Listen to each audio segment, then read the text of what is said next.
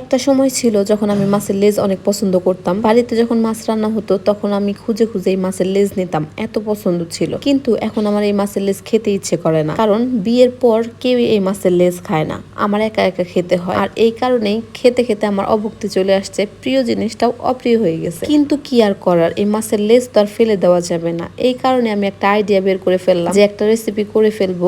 এই রেসিপিটা আমি তো খাবো সাথে সবাই চেটে পুটে খাবে। আর সত্যি কথা, এই রেসিপিটা আমি যেই দিন করি বাড়িতে সবাই চেটে পুটে খায়। তো চলেন দেখা যাক কিভাবে আমি এটা করি। তো তার জন্য প্রথমে আমি একটা লেজ নিয়ে নিছি, এটা রুই মাছের লেজ। আর নিয়ে নিছি বড় সাইজের একটা আলু এরকম পাতলা পাতলা করে কেটে নিছি। নেওয়ার পরে সেখানে হলুদ, মরিচ আর লবণ দিয়ে ভালো করে মেখে নিছি, সাথে কিছু পেঁয়াজও আমি মেখে নিছি। এখন একটা প্যানে আমি সরিষার তেল নিব পর্যাপ্ত পরিমাণ। নেওয়ার পরে এখানে আমি মাছের লেজ এবং আমি স্লাইস করে যে রেখেছিলাম একটা আলু, সেগুলো ভালো করে ভেজে নিব।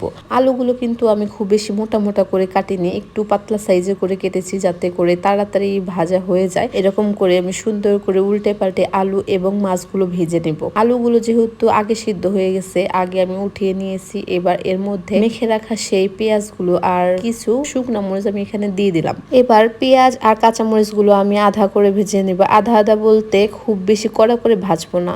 আর শুকনো মরিচ যে 4-5টা নিয়েছি সেগুলো আমি খুব ভালো করে কড়া করে ভেজে নিব। তো এগুলো ভাজা হয়ে গেছে আমার। এইবার যেটা করতে হবে, একটা প্লেটে আমি ভাজা আলু এবং ভাজা মাছটা উঠিয়ে নিয়েছি। এইবার মাছের থেকে আমার কাঁটাগুলো খুব সুন্দরভাবে বেছে নিতে হবে এবং আমি খুব সুন্দর করে কাঁটাগুলো বেছে নিচ্ছি যাতে করে কোনো প্রকার কাঁটা এর মধ্যে না থাকে। আর এটা একটু গরম, একটু ঠান্ডা হলে তারপর করতে হবে, তাহলে ভালোভাবে করা যাবে। এরপর মাছের মাঝখানে যে কাঁটাটা থাকে, বড় কাঁটা, সেটাও আমি ফেলে দিব।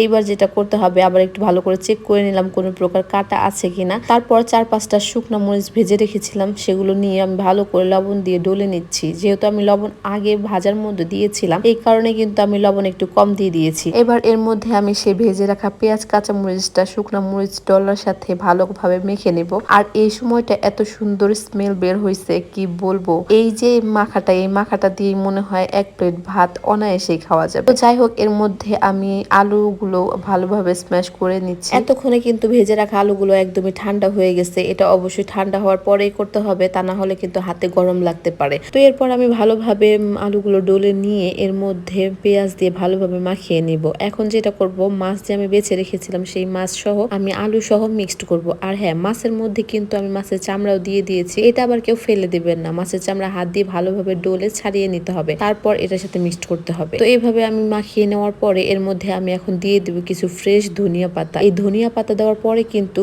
পুরো টেস্টটাই চেঞ্জ হয়ে যায়, এত মজা হয় কি বলবো। আর এরকম একটা ভর্তা বলেন বা যাই বলেন না কেন, এটা যদি গরম ভাতের সাথে খাওয়া যায়, পুরোই অস্থির, অসাধারণ একটা রেসিপি। একবার টেস্ট করে দেখতেই পারেন, ভালো লাগবে, 100% গ্যারান্টি দিয়ে দিচ্ছি। আর হ্যাঁ, যদি আমার এই ভিডিওটি ভালো লাগে তাহলে একটা ফলো করে দিতে পারেন। আর যদি বেশি ভালো লাগে, লাইক করে শেয়ারও করতে পারেন। বাই।